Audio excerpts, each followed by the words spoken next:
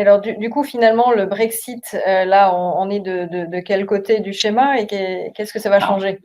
En fait, c'est très simple, vous le comprenez bien. Aujourd'hui, vos expéditions vers le Royaume-Uni sont situées dans la colonne de gauche et demain, elles basculeront dans la colonne de droite. C'est-à-dire que pour vos expéditions vers le Royaume-Uni, eh bien, vous allez avoir en gros les mêmes process, les mêmes principes, les mêmes règles que pour vos expéditions vers des pays hors Union européenne aujourd'hui. C'est-à-dire que vous allez devoir faire des déclarations.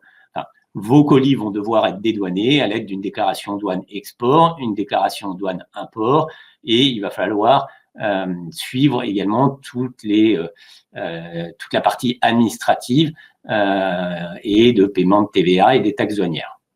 Alors, stratégiquement, le e-commerçant, il fait quoi avec ses produits l'année prochaine? C'est la grande question. Alors, vous avez en fait deux approches principalement.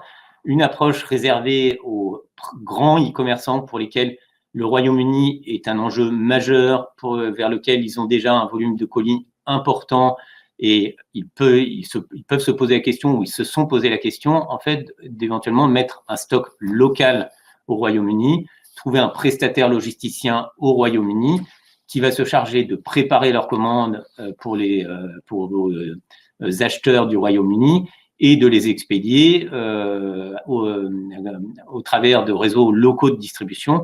Donc, cette solution a l'avantage, évidemment, que la préparation de commandes et la distribution permet d'avoir des délais et des coûts plus courts localement. En revanche, il y a toute la complexité d'établir un deuxième lieu de stockage. On sait de la part des retours qu'on a de nos clients, c'est pas si facile de gérer deux lieux de stockage. Donc, voilà, cette solution, elle est possible, mais elle est réservée quand même aux clients pour qui le Royaume-Uni est un enjeu majeur. Les autres clients vont continuer d'expédier au départ de la France et donc vont se situer dans cette colonne de droite. Donc, concrètement, comment ça va se passer? Alors, concrètement, on peut en fait schématiser l'expédition d'un colis en dehors de l'Union européenne sur 4 éléments majeurs. La première, c'est la déclaration douanière. Le deuxième, c'est le transport physique des marchandises et le passage de la frontière.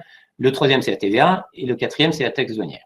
Alors, dans le cas du Brexit, les acteurs, et notamment la douane française, a travaillé sur une notion de frontière intelligente dont l'objectif principal est d'éviter tout engorgement des camions à la frontière physique. Parce que c'est vraiment la crainte que tout le monde a, c'est cet engorgement qui générerait des coûts supplémentaires et des délais supplémentaires.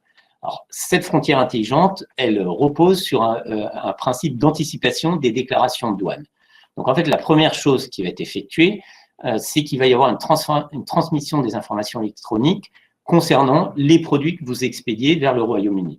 Ces informations, elles vont être transmises aux douanes françaises pour faire la déclaration de douane export, mais aux douanes anglaises pour faire la déclaration de douane import, mais également aux transporteurs. Parce qu'en fait, le transporteur, il va avoir ce qu'on appelle une enveloppe logistique et dans lequel, en fait, les déclarations de douane des produits qu'il a dans son camion seront codifiées sous forme d'un code barre et les douanes, notamment anglaises ou douane import, en fait, ont eu ces informations en amont et savent que tel camion qui a telle plaque d'immatriculation a telle déclaration douane et donc tel produit dans son camion. Et en fait, quand le camion va arriver à la douane, les douanes vont simplement scanner ce code barre, scanner la plaque d'immatriculation, vérifiant, c'est ce qu'ils appellent l'appairage, qui est un bon appairage entre la plaque d'immatriculation et les déclarations douane.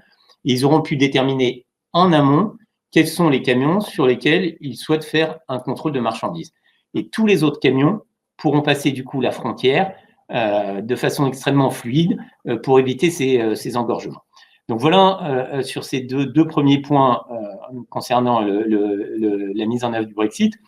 Sur les deux autres points qui sont plus des aspects administratifs et financiers, alors sur la TVA, on est en fait dans un cas particulier par rapport à ce qu'on présentait dans le schéma précédent, c'est que l'administration fiscale anglaise a décidé que pour tous les colis de moins de 135 livres, il n'y aurait pas de DAP et que ça serait forcément du DDP. Ça veut dire qu'en fait, que pour tous ces paniers de moins de 135 livres, c'est vous, e-commerçants, ou éventuellement les places de marché par qui vous passez, qui seront obligés de payer la TVA directement à l'administration fiscale anglaise et on va vous expliquer comment il faut faire ensuite.